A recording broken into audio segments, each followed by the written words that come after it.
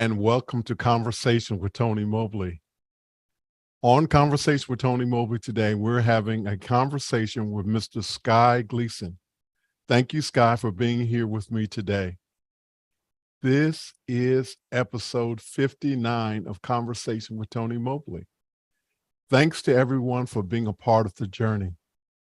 We want to welcome Z98.1FM.com, the audience in Cincinnati, Ohio, and also can be heard on TuneIn Radio and the Z98.1FM.com internet. Welcome to Conversation with Tony Mobley, real conversations with real people. Why are we here? We're here because life has provided me the opportunity to have real conversations with real people, and that's what we try to do.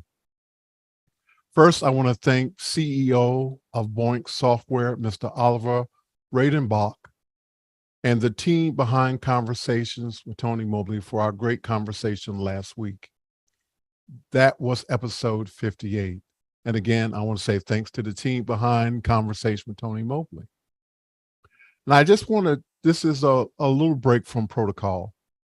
Last week, Oliver Reidenbach of Boink Software provided those who were listening an opportunity to use his software for 30 days.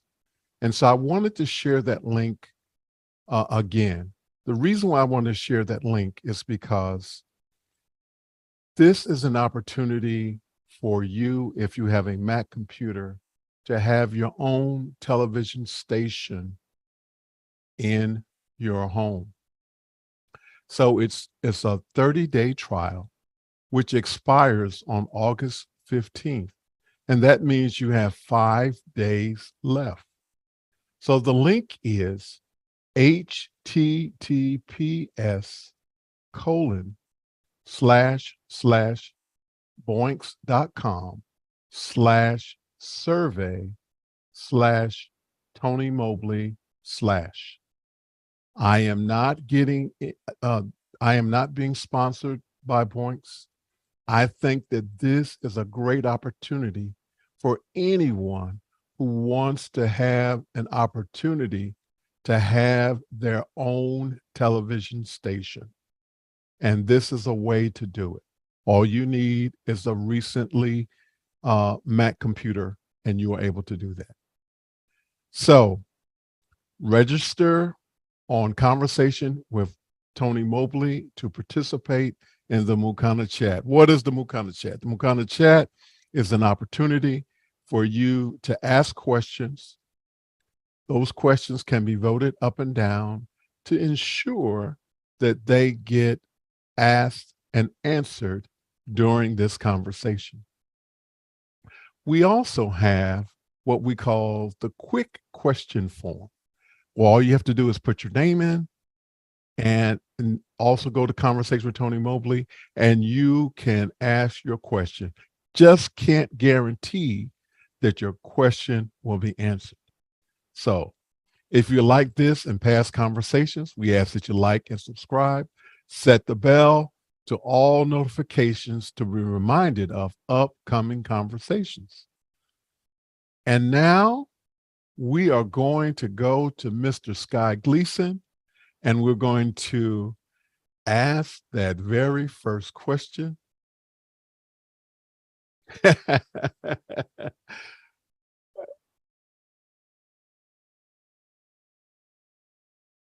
Okay, I will spell it for you. So it is the whole link again is https://boinx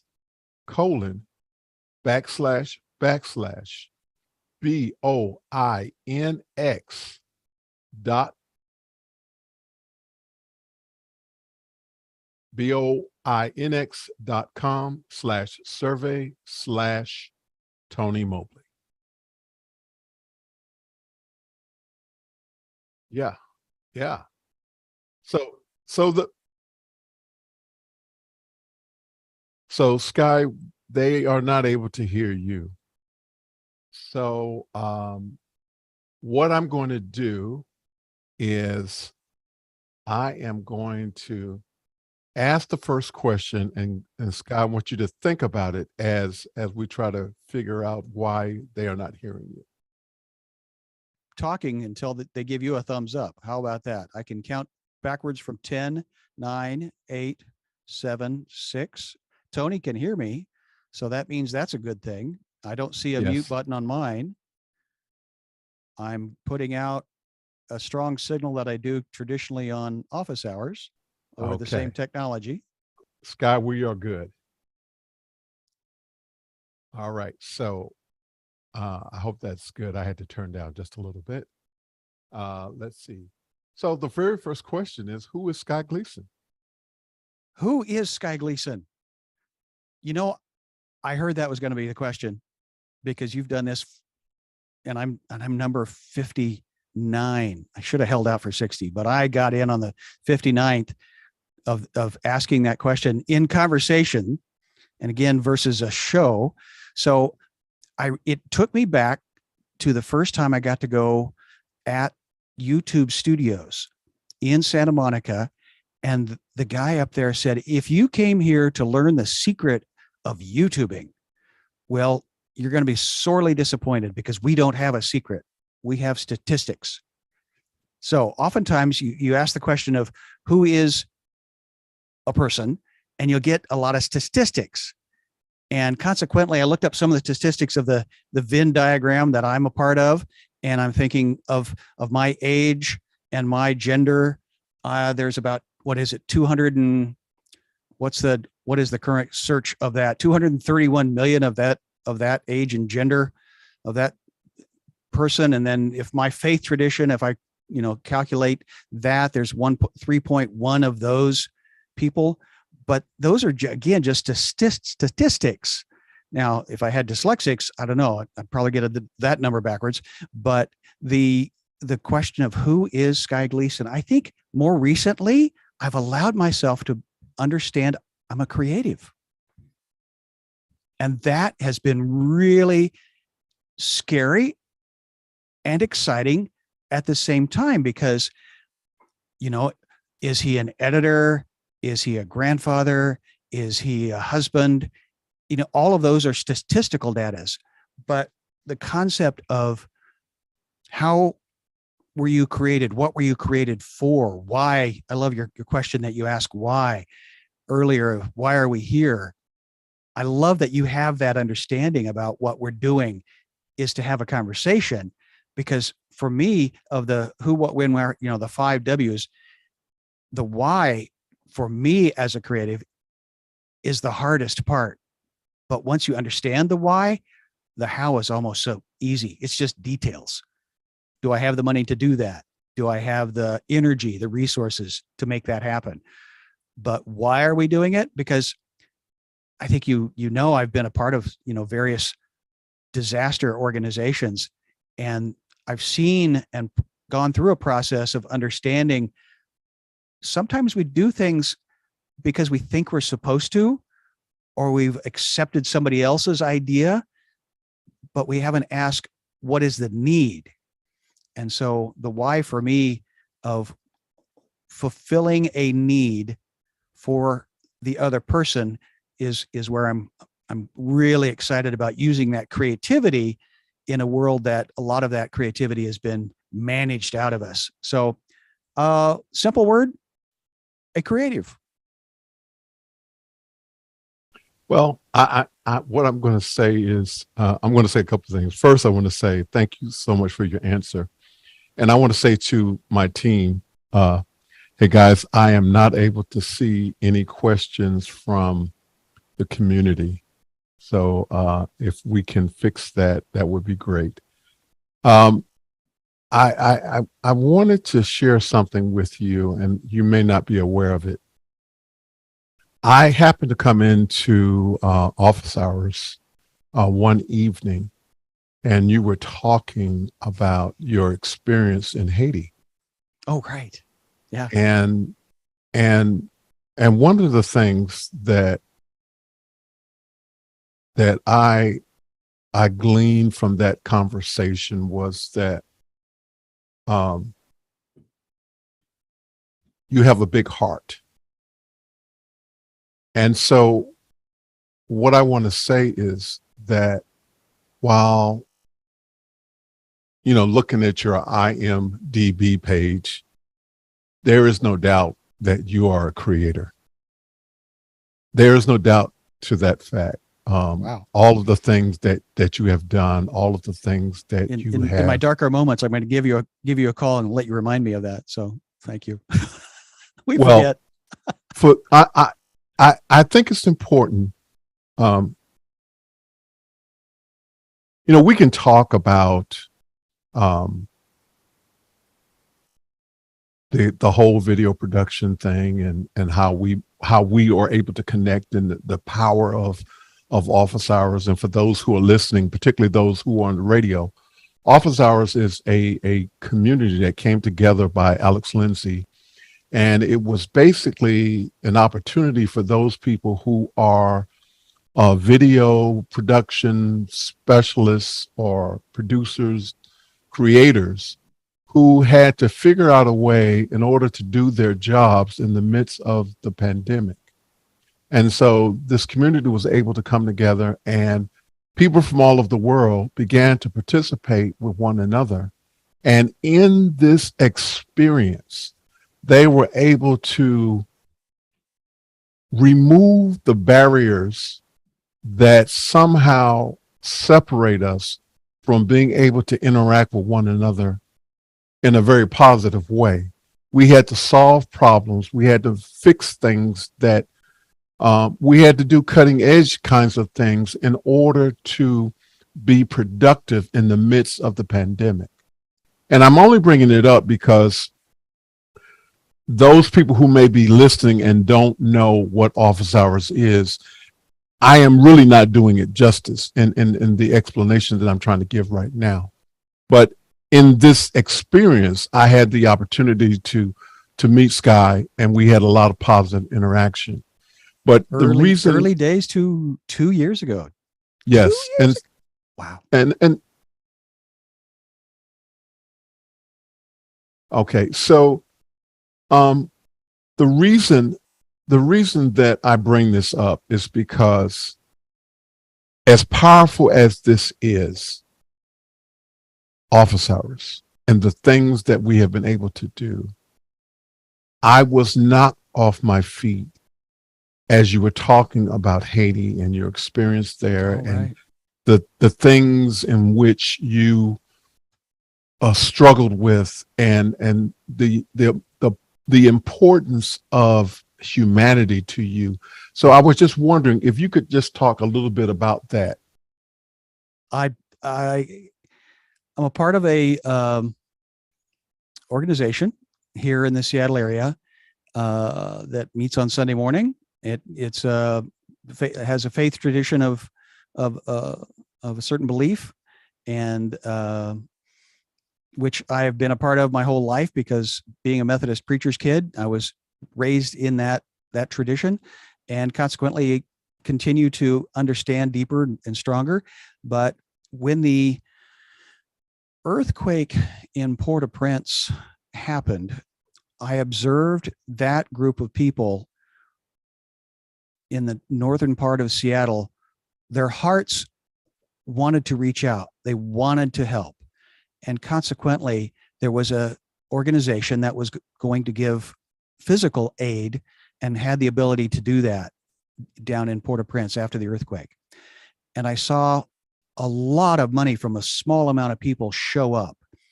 And to me, that meant these people's heart are in the right place. And consequently, when I observed that, I was very excited, because I had been a part of a organization that for 15, 20 years, I was on the road using plays to ask the question, do we believe what we say we believe? And that, to me, proved that these people did with the resources they had. Consequently, in what's referred to as a discerning process, a group of us spent a year in evaluating what is our responsibility to people in need, specifically in Haiti, and consequently, doors opened up that should not have opened up. Relationships were created, and the evaluative, what do we have available to us that might be useful for others? Not for us to come in and save the world or save the day or save an entire people group, but to start listening and come alongside in relational experiences, not transactional. Here, we're going to solve your problem and then go away and feel good about ourselves. And so my initial response immediately following the earthquake was to observe that people group, respond with cash. Then I was also a part of a disaster recovery team that went in for 3 weeks following that. So I was boots on the ground inside of Port-au-Prince, and I was watching physically the devastation that an earthquake of that magnitude can do on a population. And when you see bulldozer tracks and white crosses in a field, and you are told that's where thousands of human remains were, because in a tropical zone, you can't leave them out. You can't bury them fast enough. And when the devastation of, again, what was fascinating to me, somebody's comment was, it's not the earthquake that killed people. It was what man built on top of the earth that collapsed and then that killed people. And there's all kinds of philosophical things that were going on there, but to observe that many people's lives lost and what was having to be done is moving, is mind shattering to me. And so that was the initial connection of relationship to me, that when I came back from that 3 weeks with Samaritan's Purse down in Port-au-Prince, I participated with my larger people group here in north of Seattle. And I was asking, what is it that we are supposed to do? And that's when the doors opened up. And then we, in turn, went down initially a year later, after weekly asking, what are we to do? What is our response? And taking inventory and not coming up with the answer, but listening hard. And so what's been fun in a meaningful, joyful way is to realize 10 years later, a relationship has been established between this people group in Seattle and a people group in Bertrand, Haiti, which is at least 4 hours west of the big city. And if you'll notice in the news today, that people group down there is going through a lot of struggle still in their organization, in their political systems. And consequently, I'm sending a lot of positive love and prayers for that whole country, because they're still struggling. And so I hope my little tiny group that I've been a part of is able to maintain. But we saw a school that had been closed come back because there was support from not just our little people group, but multiple groups that were able to come into that little town. And have you ever heard the starfish story about? Yes, I have. I have heard it, but you can share it again for some. For our radio audience may not have heard it. It's an anecdote of however you want to say the story goes. The little girl on the beach after a heavy storm, thousands of starfish are washed up on the shore, and this person, older adult, comes by and says, "What are you doing?" And the little girl picks up a starfish and throws it back into the ocean. And she says, "Well, I'm saving starfish." And the adult says, "Oh, you can't do it. You can't save them all." And the little girl leans down, picks up another starfish and throws it back in. She says, "Well, I can save that one." And that's where I think you and I have an affinity for each other, Tony, because I think I see that in you, in that we feel a calling, a reason that we are alive, that we're here to help in whatever way we can, not in every way, not in all the ways, not for all of the starfish, but the starfish that's right in front of us. Maybe that's what we're here to, at least, do what we can to make their life better. Thank you, Schy, for sharing that. And our next question is, what lessons have you learned from your parents that you're currently using today? From my parents, well, as we had talked earlier, offline, you had asked, is your dad wasn't he a preacher? And so are we going to ask that question later? Did I jump the question line? You can talk about it now. Okay. Growing up in Kansas, it's very salt of the earth people in the 1960s and 70s, when I was becoming a conscious human, versus just a child. And so as a leader of people in Kansas inside a system referred to as the United Methodist system, I was the last of 5 kids, and he was the senior pastor. So I, according to my brother, is spoiled rotten. Of course, he's 17 years older than I am, so obviously he has a right to say that, because he was there at the early days of my parents figuring out how to be parents and all of that struggle of surviving. But I was always in front of an audience, in front of a crowd. But I also observed my parents' leadership, responsibilities, accountabilities, and then it was just natural for me to be a part of the lead, follow, or get out of the way of a thing, those 3 contingents of a system or a process of leading. And consequently, it was not uncommon for me to be a part of the leadership of things that I've been a part of my whole life. So I think that as a core imprint of their gift to me as a small child, I think being a part of leadership, and I'm legitimate in the sense of getting out of the way is also leadership, because the theater company I was a part of had a motto from the director. Said it's better to have one bad director than 6 good ones. Thank you so much for that. The next question is from Lou Perez. He Hey, Lou. says, what project have you been a part of that most surprised you? Oh, ESPN, their first foray into HD. Believe it or not, there used to be a thing called standard def television.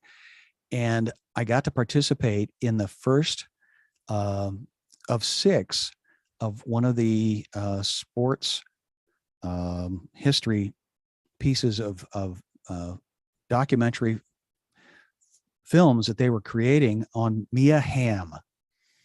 And Mia Hamm is a female soccer player in the United States.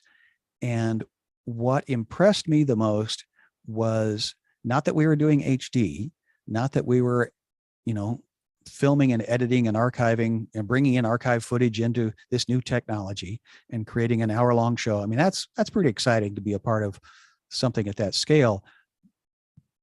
But the question, I think, is what impressed me was when they interviewed Mia Hamm, they interviewed her coach from her middle school, her high school, her beginning in her college, in her family members, her competitors, and the consistency of, because I got to see all of the footage and they would ask a lot of the same questions, but I heard consistent comments from all of these different people throughout her whole life about who she was as a human. And she was honorable. She was determined. She was forthright. She was honest. She was respectful. And that was not a leading question. It was like, it was triangulation again. And as I go back to the YouTube comment I made earlier about they didn't give you the secret sauce at the YouTube studios. All they had was the data. And that to me was impressive, because that meant from Mia as who she was as a character was honorable, respectful, and determined. Thank you, Lou Perez, for that great question. Dr. Chris Clark is with us tonight, and he says, we usually think of the identity crisis as a stage of adolescence, but experience is that we cycle through wrestling with the angel several times in a lifetime. Amen. Discuss. Oh, Dr. Clark, I'm so honored to be able to know who that is. And Chris, you're I'm hoping to see you on Saturday, by the way. The question that you asked me at one time in our previous conversations was the difference between comprehension and understanding. And you said you would rather have it. I think you referred, rather than having either of those when in teaching, you wanted engagement. Now we're going to have a longer talk about that, because I'm not avoiding your question, because to respond to your question of the struggles that we have through life, sometimes we use different metaphors. In the software version, I've referred to myself now going into Schy 5.0.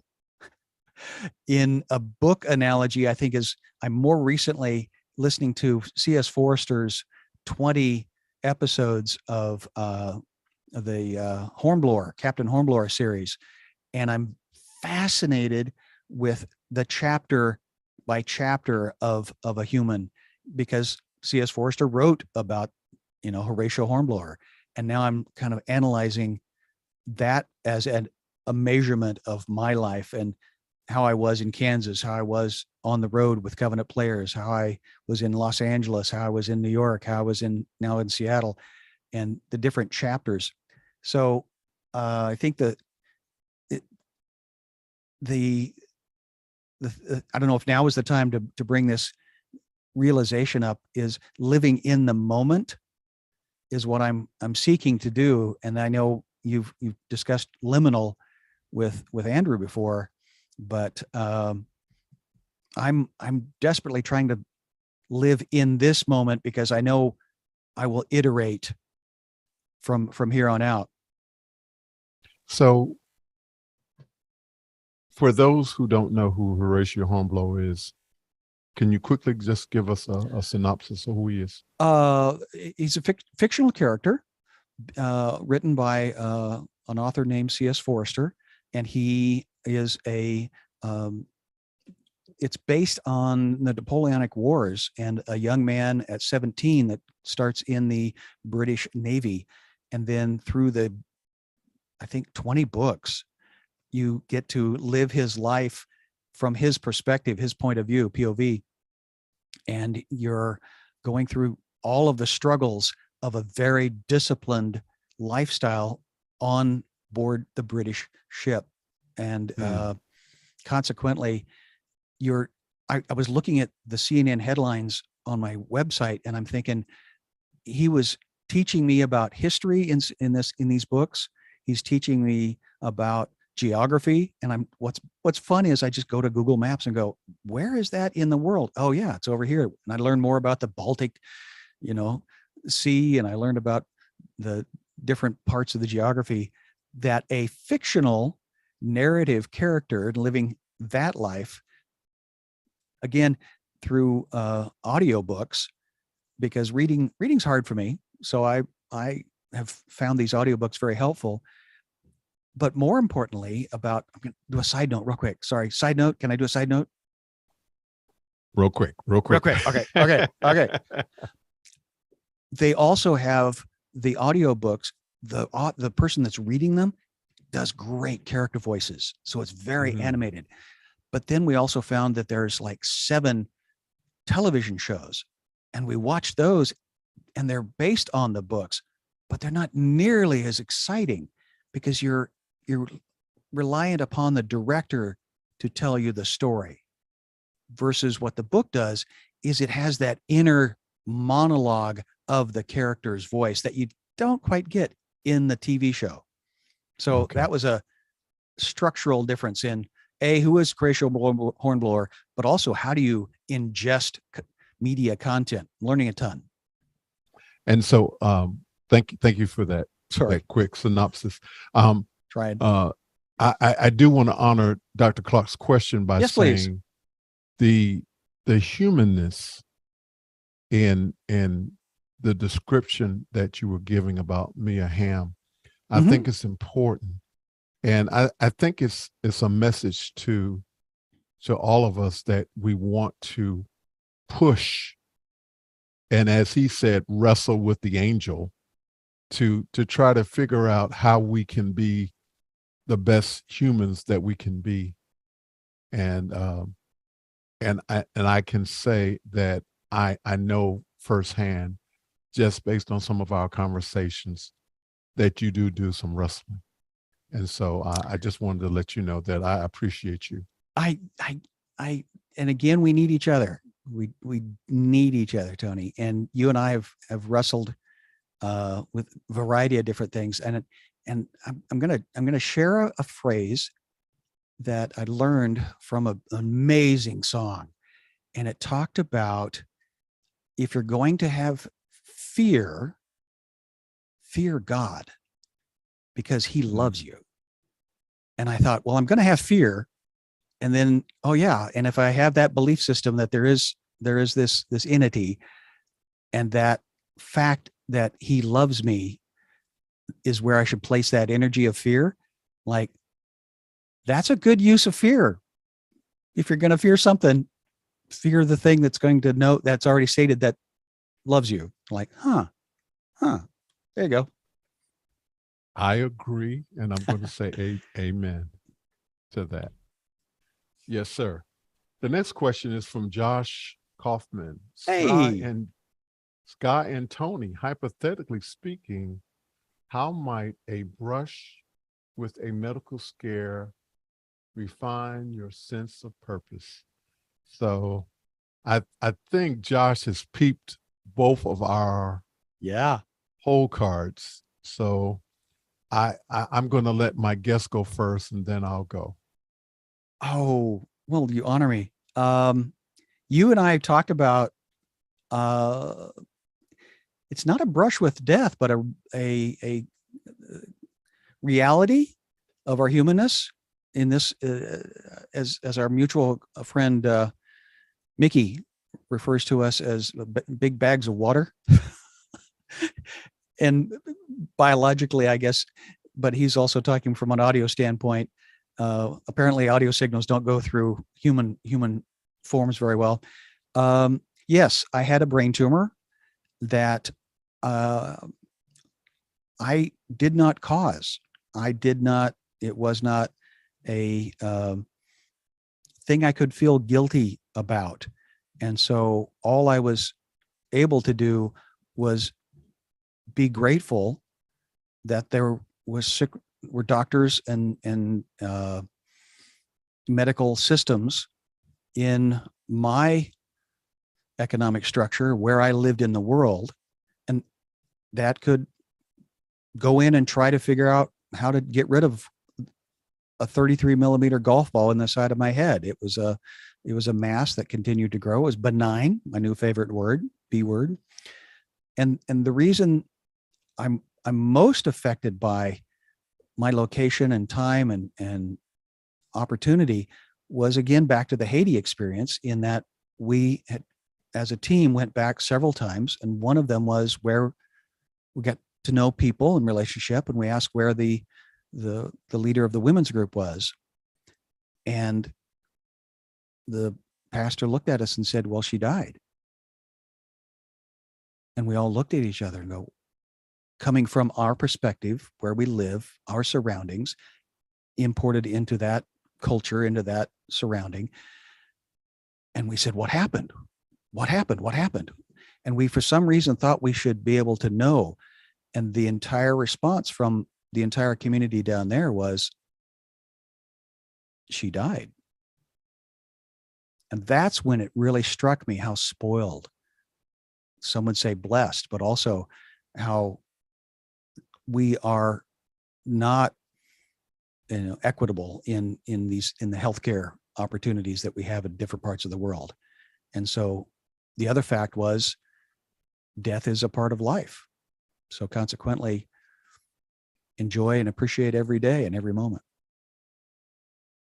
Yeah, my story is kind of complex, I think, for me anyway, but just before the pandemic hit, I was diagnosed with prostate cancer.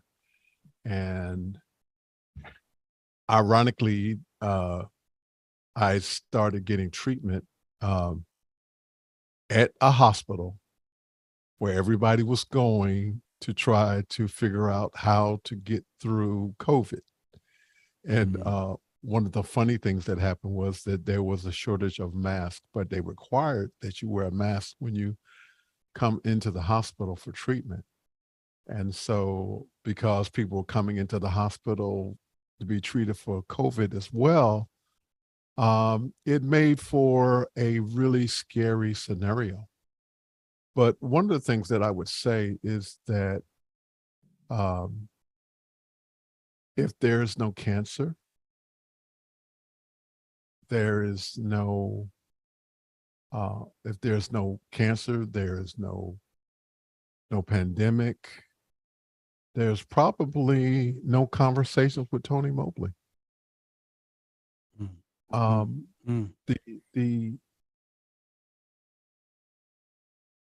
The reason why conversation with Tony Mobley exists primarily is that, as I shared earlier, that office hours was doing something that was extremely unique, and that people from all over the world with different political views, different religious interests, different nationalities, different language, different ways of operating, were able to come together and to get through the things that made them different and do a lot of extremely positive, cutting edge things. And conversation with Tony Mobley was an outgrowth from this microcosm of people who were able to come together, figure things out, and get through the things that separate us. And that was, as I've been told, a naive effort to want to bring that to the larger world. But it was something that I felt that I had to try. And, going back to the starfish scenario, I think that that's appropriately wraps up what Conversation with Tony Mobley is, because there is an opportunity for someone to be helped by this conversation with these real and interesting people that are on Conversation with Tony Mobley. Can I piggyback onto your story? Yeah, let me just say one thing. Sure. And so the experience pushed me from the standpoint of recognizing that time is finite. Yeah. And I don't have anything to lose by having this experience. I ask people to be on and they say no, that's fine. I move on to the next one. Things don't, like tonight, things haven't worked out perfectly. But again, it's about an opportunity. Even though things may not be perfect tonight, someone may be helped by this conversation. Somebody with a Mac computer might make the decision that they're going to download Boink Software and decide that they're going to have a television studio in their home. So go ahead, Schy. I'm sorry. I remember the concept of being able to have a conversation with you, not just on the show, but I think we had just started connecting after the I refer to the after hours as the pub, and we happened to meet up there. And I remember because I was doing the beginning of Mad in the Kitchen with Madeline Smithberg, who was definitely the show component. I mean, when you start the Daily Show with Jon Stewart, when you were on the television as a producer with David Letterman, but before that, she had 30 years of TV show experience. And now we're doing a cooking show together. And consequently, we were discovering what was working and what wasn't working. And you were also trying to understand what this inner quest in you was. What is this thing? What is this thing?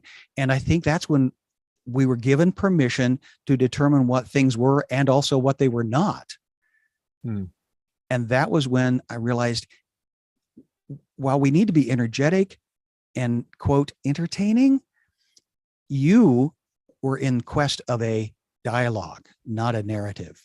You were in quest of a conversation, not a performance. And whether right or wrong, I do remember having that conversation with you as a reflection of what I was going through at the same time, but a different set of energy, a different set of tools, a different set. But again, it's humans in some way talking with humans, and you're talking with humans, and we were still discovering how to do that versus talking at humans. Thank you. Thank you, Schy. And we could go on and on with this. Oh, we could. We had powerful conversations from time to time, and we're going to get to some of those questions. Cool. I'm trying to look at how much time we have left. I'm hoping that we have. I'm hoping that we have at least 20 more minutes. So thank you, Josh, so much for your great question. How did your early acting career come into fruition? That's from Guy Cochran. I had the opportunity of participating in a repertory theater company, and a repertory means you have multiple plays. You don't just rehearse one and take it out on the road. And this was a unique theater company whose agenda was to challenge people to do what they said they believed in. And so consequently, the style was to leave the plays open-ended. But what was fun is we used the audience's imaginations to create the sets and scenery. And it was a practical reality. We didn't have a big truck with sets and scenery and stuff like that. So we were exercising the audience's imagination. For instance, in a living room, they would help build the set, the couch, the wallpaper, the floor covering, whatever. And consequently, when the question of the dialogue between the characters, between the husband and wife, for instance, and the conflict came to a head, but it didn't say, and you must do this. It said, and here's the situation. Well, we have now planted in almost a parabolic now, in a parable sort of way, the story of, well, what do I believe about that? And so that, again, just like Tony's exercise of doing a thing again and again and again, constantly learning. Well, live theater, there's always going to be something wrong, especially even though it was scripted, we had to use the imagination. So your imagination got stronger, and you inspired, hopefully, your audience to use their imagination. And I think that's what's been kind of bred out of us by the big TV productions. So how has that 15, 20 years in live theater? Well, I did over 14,000 performances around the world in school. Well, you do 6 assemblies a day, and each assembly is 45 minutes, and you do 5 to 7 plays. You rack up credits in a hurry in some ways, but I was also the MC or the master of ceremonies. So I would get out and, like, as I said, describe or ask the audience where the setting and the scenery should be. So I got a lot of stage time in 43 different states and 22 different countries. That's fantastic. You cover a lot of countries when you're in Europe. It's like 40 minutes and you're in a different country. We have a question from Dr. Idelson. Schy, can you talk about Mad in the Kitchen program and what lessons were learned from working on that show? That life is a team sport, and so is video production, and that John and Bobby Idelson are a gift in their participation and investment in other humans, and they were an example. I'm sorry, I'm not. Hopefully, I'm embarrassing John, but it's hard to do that because he's got such a big heart. What I learned was from those two, their example of consistency, and then this community that came alongside. I observed, had we done this in the traditional, now, okay, let's quickly, what is Mad in the Kitchen? Mad in the Kitchen was a 1 hour on Zoom cook along experience. And we were testing in a laboratory sort of way for me, how to be connected globally. Now, again, to your point of ignorance in some ways is often bliss. I didn't know what I didn't know, but I had a lot of passion. And to that leadership role of lead, follower, get out of the way. I kept looking around for somebody else to lead and nobody did. So in my ignorance, I put myself in that position. And there are many witnesses of Schy putting in 120% well beyond my abilities. And so I've learned that maybe putting in 60%, because when things go wrong, not if, you will have that buffer of your energy or your resources, personally, emotionally, psychologically. But had we done the Mad in the Kitchen 8 episodes, traditionally, that would have cost about $230,000 an episode. But because of the gifting and the opportunity, that the energy of a global audience and community came alongside, that they wanted to participate and brought in. You often heard me talk about the stone soup concept. Do you know that story, Tony? The stone soup? Do we have time to think I do, but go ahead and quickly. share. Okay. The quick antidote: stone soup. Person sitting on outside of the city. It's two people of the city walk past and see this person boiling water. What are you doing? Well, I'm making stone soup. Takes the stone out of his vest and pops it into the boiling water. And the two passerbys go, well, that's not going to taste very good. But hey, I got a potato. And the other one said, well, I got a carrot. So they slice it up, put it, and then 2 other people walk by. And so pretty soon you've got an entire village throwing in what they have into this boiling water. And then collectively at the end, they take a sip of this amazing stew. And of course they credit the stone. But the reality is, of course, is they all came together and created something much greater than what anything would have done on any one person's part. So yeah, absolutely. That was the story that I learned. Yeah, it's a great story. I want you to share the Mad in the Kitchen link, Sure. or website rather. Madinthekitchen.com.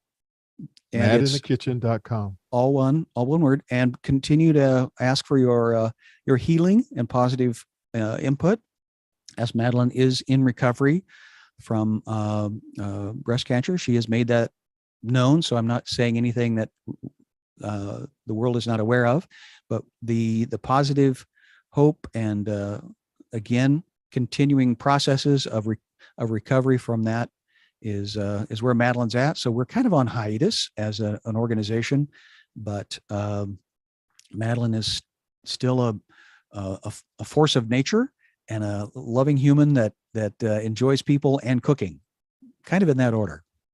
Absolutely. She is a force to be reckoned with, and we wish her well. And Thank you. And those of the faith community are praying for her as well. She receives we that. have we have a question from Liberty White, but I can't quite make it out. So apologies, Liberty White, on your question. We're going to go to the next question, which is Douglas Carmichael. What did you enjoy most?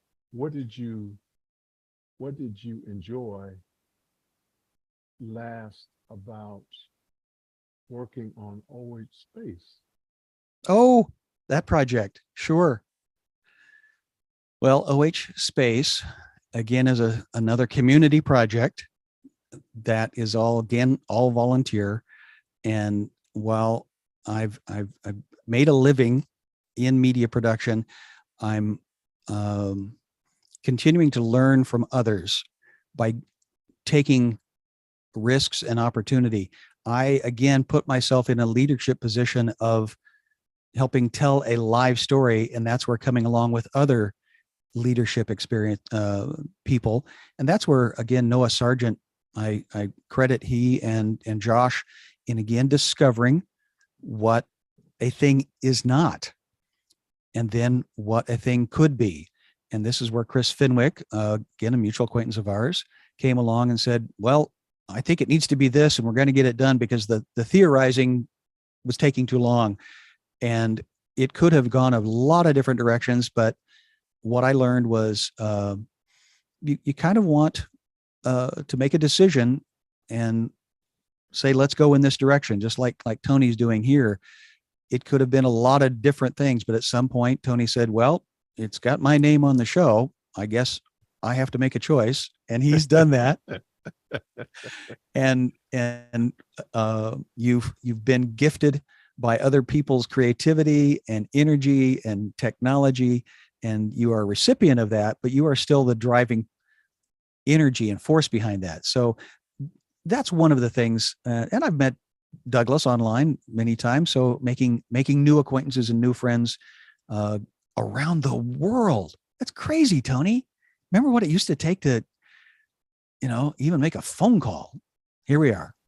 So that's some of the things I learned. We are. Indeed. And I really want to hear Liberty's question. I'd love to hear that. Okay. I have it. I want to hear it. She's all right. She's so huge Liberty value says, in my heart. Huge. Schy, Liberty. after connecting with you for well over a year and a half now in office hours community, you are both philosophical and technical. What do you attribute that to? Survival. No, it's point blank. It really is. People keep looking, go, why do you do that? And I keep looking back going, what choice do I have? because that theater company I was with, we made less than $3,000 a year financially. And I'm not the young chicken I used to be. And so consequently, I've been gifted the opportunity and the energy and apparently the passion and now the discipline of the technology is allowing me to get, to the next thing of what needs to be done and or to get paid. So again, back to the very first question, who am I? I'm not a technologist. As a dyslexic, I did learn something though. People came up to me and go, Schy, why are you so angry? And I'm going, I'm angry?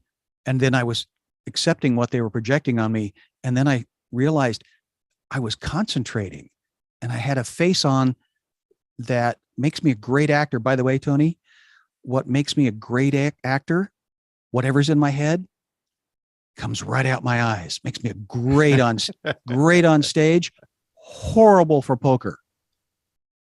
Because I see, look at what I got in my, and then I lose all my chips. So there's the gifting of the technology was a way to make a living when the kids came along. And I was in Los Angeles and knew how to run a Macintosh computer, and Avid was on that. So that was and then I didn't have an engineer behind me, and I had to learn again to survive. So channel my passion into technology, because that was how I was able to sustain and support my family. I just want to add to Liberty's question. Yeah. We're both old. So we should be able to share some things. We have experience, Tony.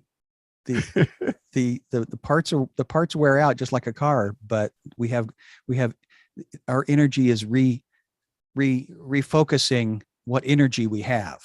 And Absolutely. old is relative. I'm 38 for like the 27th time now. So if that's where a Hallmark holiday is I'm young in spirit, I'm passionate, but yeah, the bits and pieces wear out just like a car. Heard a great advertisement. If you had to take care of your mind as if it were something you're going to have your whole life, they compared it to, if you knew you had to take care of an automobile because it was the only automobile you were ever going to get, you'd take a really good care of that automobile. Why don't you do that to your mind? And of course, they were trying to sell me something, but I thought, wow, that's a great analogy. It's the only mind I got. Yeah. So we're getting down to the end, Schy. So we're going to do these kind of quickly. So the next question is, can you talk about new productions you're working on? Thank you, whoever asked that question. I am blessed and fortunate to be in relationship and a friendship with a gentleman named Graham Kerr. He in his younger days, in his 30s, was one of the first people on television in New Zealand. That was the TV show that was created called Galloping Gourmet that moved to Australia, that then moved to Canada, and at some point was created 460 episodes of that show. Well, Graham lives about 50 miles north of me here, and we are doing a documentary on Graham Kerr. And it's a fascinating story about a fascinating man and the choices that he's made in his life. So that's a project I'm in the middle of, and I'm very excited to talk about. Very cool. Thank you for sharing that. Yeah, thanks for asking. What are you most concerned about for the future? Mediocrity. The Pavlovian response of critical thinking being bred out of us because of our human laziness. The mob mentality being the expectation. The lack of discernment, the lack of respect for other human beings, and consequently, I believe my reason for being is to open the door for the other, which I'll tell you sometime about this joke that actually inspired that inner mantra of mine, and consequently, I don't know if it's everybody's calling to help open the door for the other, but if imagination is bred out of us, if the expectation that somebody else's job is to take care of everything and everybody and legislated, that concerns me. So to live in that liminal moment right now, that's, I believe, where life is. Thank you. Thank you for that, Schy. And our final question for today is, you're speaking to the world. What do you want them to know? Life's hard and glorious and kind of in the same moment. And that the rain falls on the just and the unjust historically. So it's not probably going to change in the future. So consequently, how do we live in that again, Yo-Yo Ma referred to it as the music between the notes. And consequently, that's again referred to as the liminal space. That again, I may be completely misquoting, but these are what inspires me. Is I heard that quote from Fred Rogers, the "Won't You Be My Neighbor" guy, talking about Yo-Yo Ma, and then I heard that Yo-Yo Ma talking about it, and he was taking that quote from somebody else. So the story that we tell ourselves is not maybe original, and that's okay. But what is it that encourages, inspires us to live together and encourage, inspire, and empower one another? That's aspirational. That's an aspiration for me. And I hopefully when I'm down, you'll be able to remind me of that, Tony. So you can do that, and I can do that for you when you're down. And the story has to be told. Story has to be told. Thank you, Schy, so much for being with me tonight. Oh, thank you. And this was fun. Good. It wasn't perfect, but it was fun. And so thank you so much for being here with me. Want to give special thanks to Kimberly Mobley, Ron Mobley, Global Family and Friends, Alex Lindsay, Office Hour members, DVE Store, Liminal Entertainment Technologies, Byte High, Video360.com, ProofAlone.com, Cloud Bedrock LLC, Ken Jordan, Jonas Dattel, Aaron Huslich, Cherrick Cheetah, David Brady, Marcus Lee Folk, Richard Lavery, Chris Fenwick, Manolo Lozano, Jeffrey Powers, Bo Cordell, Mickey McAchore, Hosmet Gajer, Doug Mola, Laura Thompson, Bryant Shan, Dennis Champion Walker, Roscoe Jones, George Butters, Joshua Minden, Daniel Maxwell, Taylor Sunderhouse, Adrian Albeck, Michael Marv, in conversation with Tony Mobley, producer, Tlaloc Lopez Waterman, and special thanks to Zachary Sorensen for all of his help in the past weeks. We want to make sure we mention that. And Schy, thank you so much for Tony, being here with me tonight. I really appreciate it. We are brothers from other mothers. Absolutely. Absolutely. Conversation with Tony Mobley resumes next week. My guest next week is Mr. Jeffrey Powers. And if you want to know about someone who's been doing this thing for over 15 years, make sure that you tune in. Upcoming conversations are coming. We're going to have mental health experts. We're going to have filmmakers, musicians, other creators. We will continue to have conversations with interesting and real people. If you like Conversation with Tony Mobley, please like and subscribe. And you will be notified as to when we are on again. Again, we want to say thank you all so much for being with us today. Special thanks to my good friend, Schy Gleason, for being on tonight. Thank you, sir, so much. Take care. Good night, everybody. Glad we survived.